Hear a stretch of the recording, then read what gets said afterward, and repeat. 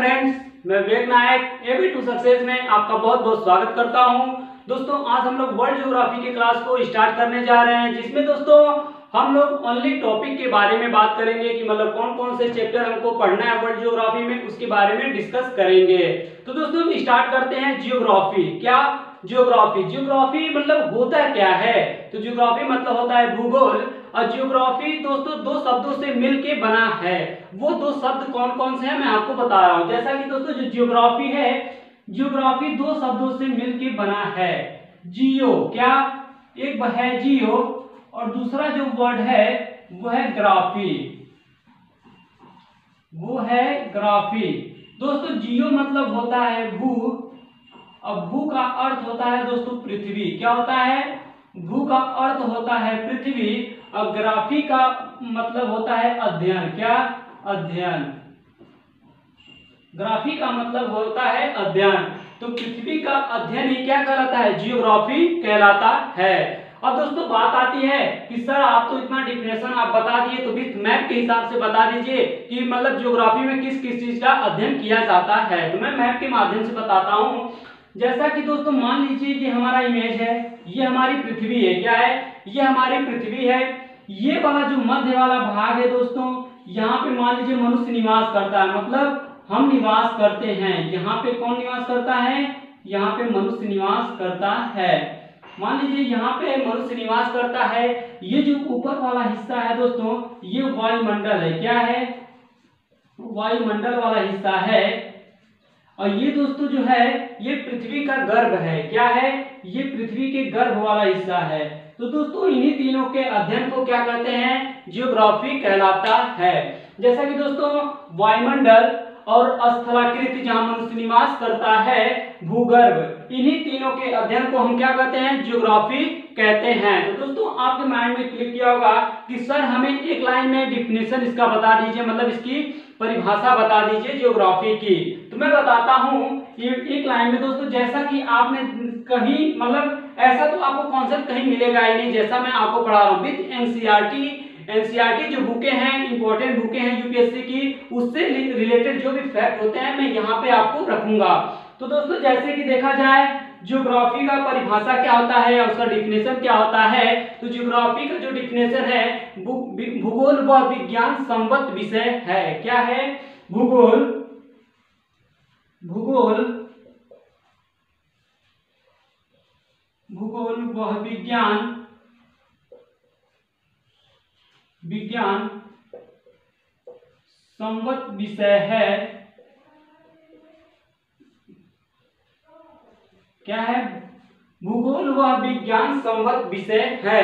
तो आपके माइंड में क्लिक किया होगा कि सर ये विज्ञान का क्यों बता रहे हैं आप? तो मैं विज्ञान आपको बता नहीं रहा हूं, बट विज्ञान के माध्यम से मैं आपको क्या कर रहा हूं? डिफिनेशन दे रहा हूं। किसका? जियोग्राफी का। तो दोस्तों विज्ञान का मतलब जैसे कि होता है जो प्रमाणों द्वारा सिद्ध हो वही क्या कहलाता है? विज्ञान कहलाता है। क्या? जो प्रमाणों द्वारा सिद्ध हो वही क्या कहलाता है? विज्ञान कहलाता है। जैसे कि दोस्तों अब भूगोल की बात करें, तो भूगोल में दोस्तों जो है वो है जिसमें मानव तथा उसके पर्यावरण के बीच जो अंतर संबंध को बताता है, उसी को हम क्या कहते हैं? ज्योग्राफी कहते हैं या भूगोल कहते हैं। क्या मैंने कहा? मैंने कहा जिससे मानव तथा पर्यावरण के बीच अंतर को स्पष्ट करता है या प्रकट करता है, उसी को हम क्या कहते हैं? ज्योग्राफी कहते हैं या भूगोल कहते हैं।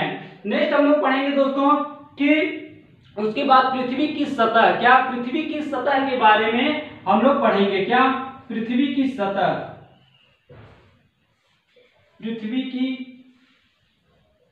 पृथ्वी की सतह के बारे में हम लोग पढ़ेंगे। उसके बाद पृथ्वी की सतह को दोस्तों हम लोग 3 पार्टों में बांट के पढ़ते हैं। वो 3 पार्ट कौन कौन से हैं मैं आपको बता रहा हूं। तो जैसे कि दोस्तों जो पृथ्वी की सतह है उसको 3 पार्ट में हम लोग बांट के पढ़ते हैं। तो पहला जो है स्थलीय स्वरूप विशेषताएं हैं। क्या है? स्थलीय स्वरूप। क्या है? स्थलीय स्वरूप विशेषताएं।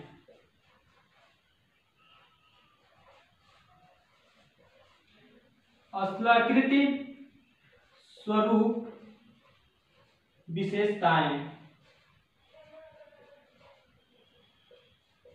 पहला हम लोग का हो गया दोस्तों स्थलाकृत स्वरूप विशेषताएं। इसके इसके मतलब होता है क्या है, इसके मतलब होता है भू आकृति विज्ञान। क्या होता है, इसके अंतर्गत हम लोग भू आकृति विज्ञान को पढ़ते हैं। किसको पढ़ते हैं, भू आकृति विज्ञान को। भू आकृति विज्ञान को इसके अंतर्गत हम लोग अध्ययन करते हैं दोस्तों। उसके बाद जो सेकेंड पार्ट आता है इसका पृथ्वी की सतह में, तो वो हम लोग पढ़ते हैं क्या, जलवायु और मौसम। क्या पढ़ते हैं, जलवायु और मौसम। जलवायु और मौसम के बारे में हम लोग इसमें पढ़ते हैं दोस्तों। इसमें हम लोग पढ़ते हैं किसको, इसमें हम लोग पढ़ते हैं दोस्तों की जलवायु विज्ञान के बारे में। क्या, जलवायु विज्ञान के बारे में। इसमें हम लोग पढ़ते हैं जलवायु विज्ञान। क्या, जलवायु विज्ञान के बारे में इसमें हम लोग डिटेल से पढ़ते हैं। उसके बाद दोस्तों जो थर्ड वाला हम लोग का आता है उसमें मृदा और वनस्पति के बारे में पढ़ते हैं। क्या, मृदा और वनस्पति के बारे में पढ़ते हैं। क्या, मृदा और वनस्पति। क्या, वनस्पति, मृदा और वनस्पति। मृदा और वनस्पति में दोस्तों हम लोग किसका अध्ययन करते हैं, तो जैव भूगोल पढ़ते हैं। इसमें क्या पढ़ते हैं, जैव भूगोल। क्या पढ़ते हैं, जैव भूगोल। दोस्तों ये हुआ हमारा पृथ्वी की सतह। पृथ्वी की सतह में दोस्तों हम इन 3 चीजों को पढ़ते हैं, जिसमें हम लोग पढ़ते हैं स्थलाकृत स्वरूप विशेषताएं। उसके अंतर्गत भू आकृति विज्ञान के बारे में हम लोग डिटेल से पढ़ते हैं। उसके बाद दोस्तों जलवायु और मौसम के बारे में पढ़ते हैं। और जलवायु और मौसम में दोस्तों हम लोग पढ़ते हैं कि जलवायु विज्ञान क्या है, उसके बारे में इसमें डिटेल से हम लोग पढ़ेंगे। उसके बाद जो थर्ड कॉन्सेप्ट आता है वो मृदा और वनस्पति है। क्या है, मृदा और वनस्पति। और मृदा और वनस्पति हम लोग पढ़ते हैं जैव भूगोल के बारे में। तो दोस्तों इसके बारे में हम लोग डिटेल से पढ़ते हैं। फिर आगे हम लोग देखते हैं कि आगे जो दोस्तों हम लोग देखते हैं उसके बारे में हम डिटेल से बता रहे हैं। आगे जो है दोस्तों वो है आगे हम लोग पढ़ेंगे ज्योग्राफी। ज्योग्राफी को हम लोग 2 पार्टों में डिवाइड करके पढ़ते हैं। तो उसके बारे में मैं आपको डिटेल से बता रहा हूँ, मतलब कौन कौन से चैप्टर ज्योग्राफी में पढ़ते हैं। मतलब ज्योग्राफी को 2 पार्टों में जब हम बांटते हैं तो उसमें कौन कौन से चैप्टर उसके अंतर्गत आते हैं। तो ज्योग्राफी, क्या,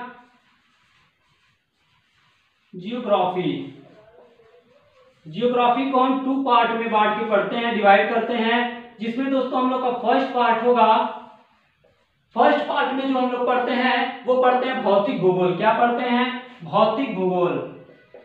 हम लोग पढ़ते हैं इसमें भौतिक भूगोल। भौतिक भूगोल मतलब दोस्तों क्या होता है, भौतिक भूगोल का होता है फिजिकल जियोग्राफी। क्या होता है, फिजिकल जियोग्राफी। और सेकेंड जो हम लोग पढ़ते हैं दोस्तों, सेकेंड में हम लोग पढ़ते हैं मानव भूगोल। क्या पढ़ते हैं, मानव भूगोल, ह्यूमन जियोग्राफी। दोस्तों मानव भूगोल में सेकेंड पढ़ते हैं। इसमें ज्योग्राफी को 2 पार्ट में मैंने डिवाइड कर दिया। 2 पार्ट है, भौतिक भूगोल और मानव भूगोल। भौतिक भूगोल मतलब फिजिकल जियोग्राफी और मानव भूगोल मतलब दोस्तों ह्यूमन जियोग्राफी। इसके बारे में हम लोग डिटेल से चर्चा करेंगे। उसके बाद दोस्तों जो आता है वो हम लोग पढ़ेंगे कि मतलब कौन कौन से चैप्टर इसमें और भी इंपॉर्टेंट हैं। तो पहले इसमें मैं बता दूं कि भौतिक भूगोल क्या है और मानव भूगोल क्या है। भौतिक भूगोल में दोस्तों जो हम लोग डिवाइड पढ़ते हैं वो हम पढ़ते हैं कि जब हम किसी चीज को छू सकते हैं, महसूस कर सकते हैं, देख सकते हैं, उसे हम क्या कहते हैं, उसे हम भौतिक भूगोल कहते हैं। जो प्रकृति प्रदत्त हो, क्या हो, जो प्रकृति प्रदत्त है मतलब जो मानव द्वारा नहीं बनाया गया है, जो प्रकृति द्वारा बनाया गया है। क्या, जो प्रकृति द्वारा बनाया गया है। जैसे कि आप पहाड़ देख लो, क्या पहाड़ हमने बनाया, नहीं बनाया, लेकिन हम उसे छू सकते हैं, महसूस कर सकते हैं। उसके बाद दोस्तों हम लोग देखते हैं मानव भूगोल में। मानव भूगोल में हम लोग पढ़ेंगे कि जो चीजों को हम छू सकते हैं, देख सकते हैं, महसूस कर सकते हैं और मानव द्वारा निर्मित हो, क्या हो, मानव द्वारा निर्मित हो, उसी को दोस्तों हम मानव भूगोल के अंतर्गत पढ़ते हैं। जैसे कि कुर्सी मान लो, कुर्सी किसने बनाया, हमने बनाया। उसके बाद दोस्तों मेज मान लो, मेज हमने बनाया। तो ये सब क्या है, ये सब हम मानव भूगोल के अंतर्गत इन सबको हम लोग क्या करते हैं, और डिवाइड करके पढ़ते हैं। उसके बाद दोस्तों जो इंपॉर्टेंट 4 चैप्टर हैं उसके बारे में मैं डिटेल से आपको बात कर रहा हूं, जिसमें दोस्तों स्थल मंडल है। क्या है, पहला जो है स्थल मंडल है। पहला जो है स्थल मंडल है, स्थल मंडल है। दूसरा में दोस्तों जो है हम लोग पढ़ेंगे वो हम पढ़ेंगे जलमंडल। क्या पढ़ेंगे? दूसरा जो हम लोग पढ़ेंगे उसमें पढ़ेंगे जलमंडल। और थर्ड जो है दोस्तों, थर्ड में हम लोग वायुमंडल के बारे में पढ़ेंगे। वायुमंडल के बारे में थर्ड में पढ़ेंगे। और जो चौथा हम लोग पढ़ेंगे वो हम लोग पढ़ेंगे जैवमंडल। क्या पढ़ेंगे? जैवमंडल। क्या पढ़ेंगे दोस्तों? जैवमंडल। यही चार चीजें दोस्तों इंपॉर्टेंट है वर्ल्ड ज्योग्राफी में। इन्हीं चार चैप्टर को हम कवर कर लिए तो वर्ल्ड ज्योग्राफी हमको खत्म ही हो जाएगी, मतलब डिटेल से पढ़ ही लेंगे। तो जैसे कि दोस्तों चार में जो चैप्टर इंपॉर्टेंट है, स्थल मंडल, जलमंडल, वायुमंडल और जैवमंडल, जिसमें दोस्तों सबसे पहले हम लोग क्या पढ़ेंगे? सबसे पहले हम लोग पढ़ेंगे वायुमंडल के बारे में। तो आपके माइंड में क्लिक किया होगा कि सर आप क्यों नहीं स्थल मंडल पढ़ाते, जलमंडल पढ़ाते और वायुमंडल पढ़ाते और जैवमंडल पढ़ाते। तो दोस्तों यहाँ से मतलब आपके माइंड में तो क्लिक किया रहा होगा। तो जैसे कि मैं वायुमंडल क्यों पढ़ाना चाह रहा हूँ, इसका भी रीजन है। इसका रीजन क्या है अब मैं आपको बता रहा हूँ। आप लोग से अभी पूछ दिया जाए कि पृथ्वी कहाँ है, सौरमंडल कहाँ है, आकाशगंगा कहाँ है और उसके बाद ब्रह्मांड कहाँ है, तो आप क्या होगे? आप हमेशा कंफ्यूज रहोगे कि पहले ब्रह्मांड बना कि आकाशगंगा बना कि सौरमंडल बना कि पृथ्वी बना। तो आपको ये मालूम नहीं है। तो पहले हम लोग किसको बात करेंगे?